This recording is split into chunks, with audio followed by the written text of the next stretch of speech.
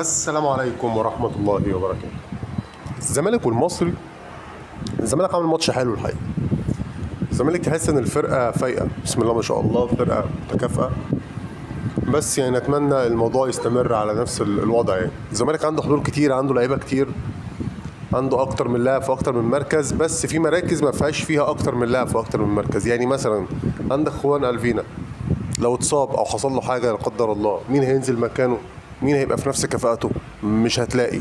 اللي هي الوينج الشمال مفيش اصلا. ادم كايد يا جماعه ما بيلعبش وينج شمال. ادم كايد مميزاته في قلب الملعب، في انه شفت امبارح في الماتش اما بيضم في النص، عمل ثرو باص لناصر اللي يجي منه الجول الاول. عضية الدباغ لسه ما مش قوي، بس يعني لاعب فدائي، عنده حماس، عنده باور. اخوانا الفينا ده يا جماعه لعيب تقيل قوي، وانا متوقع يعني توقعي الشخصي ان هو مش جاي طموحه الزمالك. اللاعب ده يعني تفكيره اعلى من كده. اللاعب ده هيديك المية في المية في الموسم ده، عشان اللاعب ده بص، هو اغلب اللعيبه البرازيليين بيبقوا عايمين من فوق السطح زي ما بنقول. الحاله الماديه بتاعتهم بتبقى بلح. اللعيبه اللي زي دي بيبقوا بيدوروا على الماده. فانا توقع كبير ان اللاعب دوت هدفه الخليج، يروح الدوري السعودي، يروح الدوري القطري، هيمسك فلوس كتير فشخ في الدوريات اللي زي دي. فهو بيديك المية في المية عشان يبان، واللاعب ده هيبان. ويعني اسمع مني وارجع للفيديو ده، ان اللاعب ده مش هيستمر في الزمالك. اللاعب ده يروح دوريات من الدوريات الخليجيه. هو بيحاول يظهر دلوقتي وبيعمل لنفسه اسم وحماس ويقلع ويعمل عشان يظهر، واما يظهر مش هيقعد في الزمالك. اما يظهر يعني بيبان. اللاعب اللي بيبقى جاي يعني بينتمي للفرقه، بس هو لاعب كواليتي كويس الحقيقه. فما توقعش ان هو هدفه الزمالك خالص، انا اتوقع ان هو هدفه اعلى من كده بكتير، بس لاعب كويس. بالنسبه لادم كايد، ادم كايد طبعا لعيب كويس، بس في قلب الملعب. امبارح المصري لعب ماتش كويس، بس التوفيق ما حلفوش. يعني كرة صلاح محسن اللي كانوا بيقولوا على ضربات جزاء دي، بس يعني انا شايف ان صلاح اتعولق في الكوره. كان طب بطن رجلك مش لازم تضم في وسط الاثنين لعيب. بطن رجلك خلاص، هي عدت الجون، بطن رجلك في الجون وخلاص.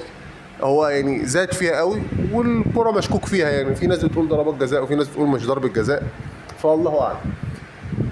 بس الموضوع كان ماتش كويس. ناصر ماهر لعب كويس. عبد الله السعيد لعيب غريب يا جماعه. انا نفسي عبد الله السعيد يروح منتخب مصر، عشان الاوفرات والسروهات يقدر يشغل لك خط الهجوم. لو انت عندك خط هجوم قوي، وعندك لعيبه بتجري زي اخوان الفينا مثلا، بيعرف يقطع في ظهر اللعيبه. تخيل بقى انت في منتخب مصر عندك صلاح ومرموش. فعبد الله السعيد يا جماعه يعني لاعب كويس جدا. طول ما هو بيلعب في الملعب ده لازم تاخده في اي حته. طبعا الدوري دلوقتي الزمالك متصدر المجموعه، متصدر يعني الدوري الممتاز. لعب 6 ماتشات، عنده 13 نقطه. اعرف اعمل حسابك ان الاهلي لسه ما لعبش غير 4 ماتشات، عنده 5 نقط. يعني اعمل حسابك ان الاهلي لو اتعادل مع لعب ماتشين وبقى 6 ماتشات وكسبهم، انت بتتكلم ان الاهلي هيبقى عنده 11 نقطه.